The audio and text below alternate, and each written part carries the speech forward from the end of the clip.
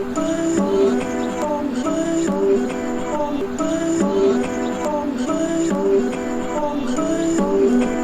just trying to make it all make sense. The More. You No. Podcast. Today I want to talk about aspects of fear shared in Judith Orloff's book, Emotional Freedom. Everyone faces fear in their life, and if you're looking to do something significant with your life, you must learn to conquer your fears. In order to conquer fear, you must evaluate its present role in your life. And with this being said, I want to go through Judith's fear quiz, some things that you could be doing that amplify your fears in life, a couple quick solutions to handling fear if you're going through fear, and lastly, some steps that you can take to become more brave and face your fears. So I first want to start with Judith's fear quiz to determine how fearful you are. It's a series of 8 questions that you should ask yourself that I'm about to go through. Question number 1 is, do I typically expect the worst in a situation? Then question number 2 is, do fearful thoughts keep me up at night? From there, question number 3 is, am I afraid to speak up or go for what I want? Next, question number 4 is, am I afraid I won't meet my own or another's expectations? Then number 5 is, do other people's fears feel contagious? After that, the 6th is it hard for me to center myself when I'm afraid? Number 7 is then, do I often feel out of contact with a loving spiritual source? And finally, number 8 is, do I tend to catastrophize about the future?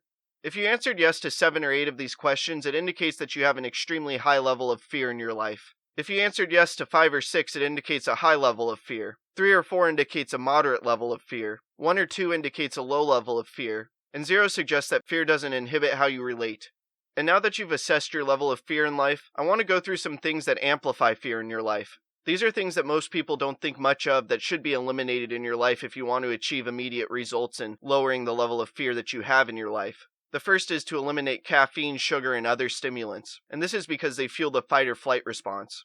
Next, you should avoid people who reinforce your fears. Ultimately, they're biological irritants, and you should focus on surrounding yourself with emotional nurturers, people who lift you up. And lastly, you should stay away from violent newscasts, traffic jams, arguments, and other stress inducers. There's no value in bringing things into your life that create fear, unless absolutely necessary. And now if you're going through a fear-driven adrenaline rush, there's a couple quick solutions to implement. First, you should try the progressive relaxation technique. You should get in a comfortable position, sitting or lying down. Then take a few deep breaths while letting your body go limp as possible. Then when you're ready, begin by tightening the muscles in your toes. Hold a count of 10 and then relax. After that, go through the rest of the muscles in your body, and enjoy the relief of the tension melting. Along with that, the second thing that you can do is immerse yourself in hot water. This can release muscular tension ASAP. Implementing these practical changes will allow you to take control of your body, and they'll have a tremendous effect on your ability to restore the calm in your life. And now that we understand practical steps that you can take when you're currently going through fear as well as to avoid fear, I now want to go through Judith's action steps to becoming more brave in life and avoiding fear in a more long-term perspective. Step 1 is to choose a fear you'd like to be free of. Then step 2 is to identify the triggers of the fear and determine what sets it off. Then step 3 is to frame your fear from a spiritual perspective. Ask how this fear can help you develop courage and become more free. This step will ultimately help you transform your fear rather than feeling victimized by it.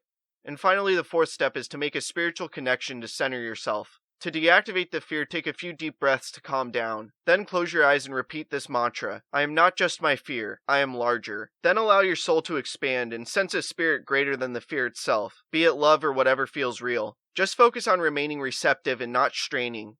Being able to assess your level of fear, mitigate the things that amplify fear in your life, understand how to calm down when you're facing fear, as well as to face your fears and become more brave in general, will all provide immense value in your life and transform your life, and it will no doubt assist in crafting a life of significance. I'm